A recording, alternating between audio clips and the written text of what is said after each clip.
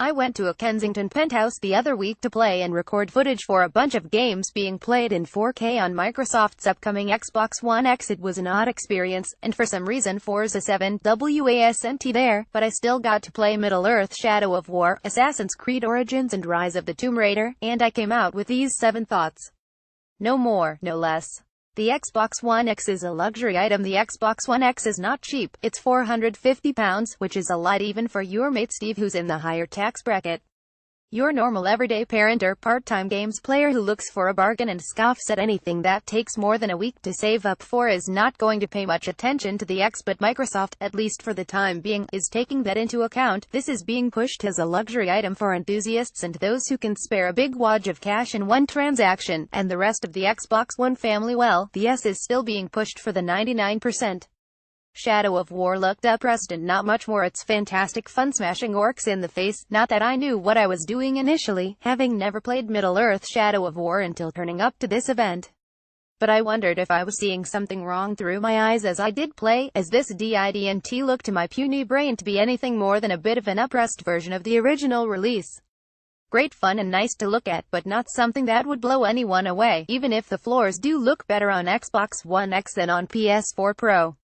The Xbox One X will fit in my TV stand. I still don't understand how Microsoft went from the original Xbox, literally the size of a First World War tank, to the Xbox 360's sleek curves, to the Xbox One being literally the size of a Second World War tank. We've had the Xbox One S since, but I didn't get one of those.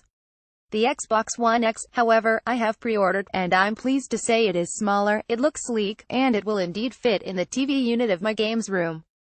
Ventilation clearance. It's been a while. Assassin's Creed Origins sand is bland sand. I mean, it's gorgeous and we've never seen ancient or modern Egypt look better in any game anywhere ever, but using sand to show off the power of a new console is a bit odd.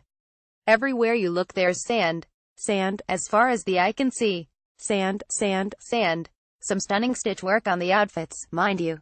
Nobody could grab footage from Origins, though, which means this was a much earlier version of the game than Ubisoft was going to show publicly. As such, I'd wager it'll look even better when it's finished.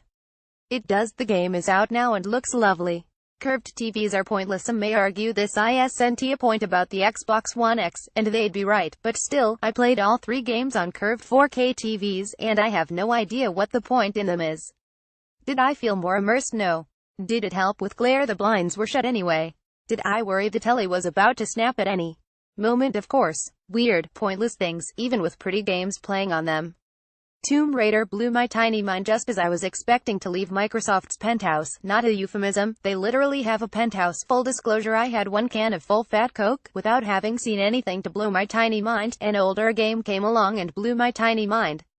Rise of the Tomb Raider looks absolutely phenomenal in 4K, with the perfect marriage of sheer graphical cloud and gorgeous artistry to make it the sort of thing you'd actually want to show people while pointing and going, "See, this is why I spent hundreds of pounds on yet another box of electronics." The Xbox One X is worth the money if you fit a specific criteria, that being you have the money freely available, you have a 4K TV, you don't already have an Xbox One, or especially Xbox One S, you really desire better floor textures than the PS4 Pro.